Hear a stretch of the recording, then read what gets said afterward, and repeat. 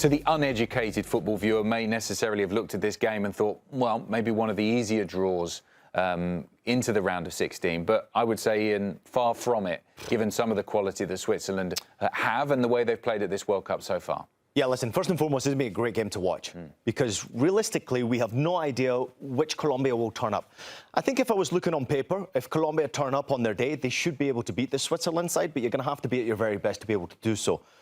Very well-oiled machine, very well run. Murat Yakin has this team incredibly well organised. Every single position has a mix of experience and youth in that whole roster. So they can swap out players at any given time and basically not even miss a beat.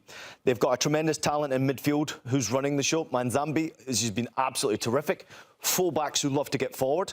And, of course, Zakaria has been the one who's been playing right full-back at times for the Swiss side, which is interesting for me enough to see. I've seen him play Gladbach a couple of times in that right full-back position. But you've got so much experience in the ranks there. The one player that really stood out for me outside of Manzambi has been Bril Mbolo. He's been scoring goals and also assisting and sort of rejuvenated in some way. He's healthy, finally found some consistency in French football at Rennes. And playing for the Swiss team, you've got to be performing well. Because if you're not, very quickly you find yourself out the team. They're that good.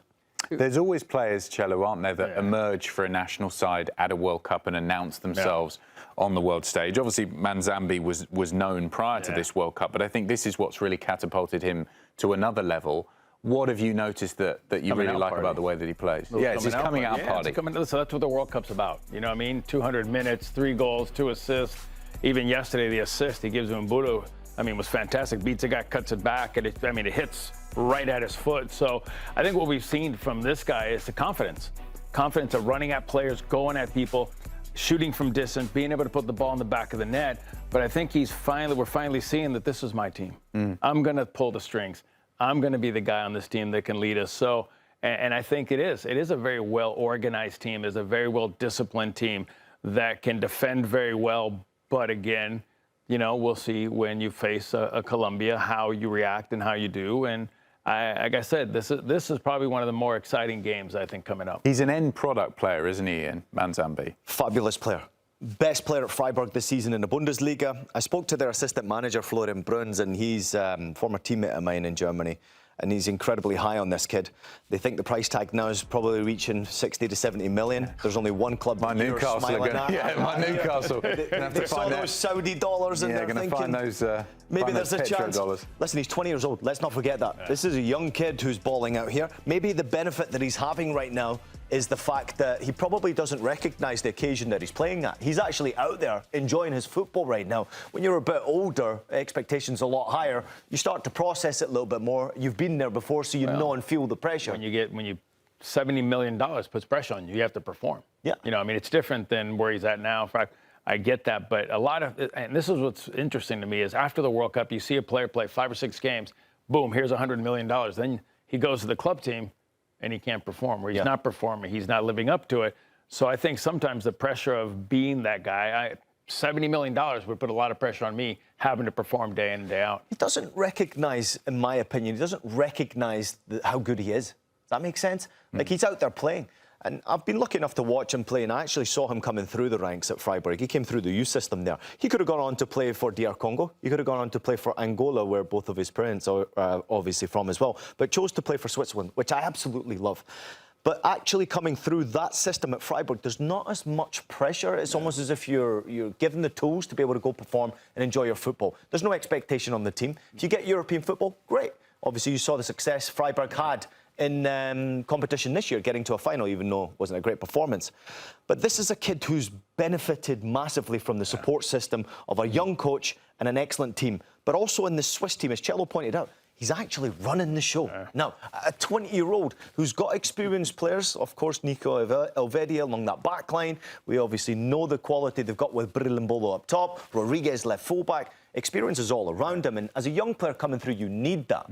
But I think sometimes it's also just about letting yourself express yourself, and that's, I think, what we've seen from him at this World Cup. He's really enjoying himself. Best player for Freiburg in the Bundesliga this season, without a question of a doubt. From the Colombia perspective, Cello, and this actually surprised us when we were prepping for this section, because we don't just throw these things together, do we? Colombia's record in the knockout stages at World Cups perhaps isn't as impressive as you might have thought, given, you know, a really proud footballing nation from South America. They've had so many great players down the years. But the best they've done is, of course, back in 2014, getting to the quarterfinals. What do you put this down to? Oh, I think pressure.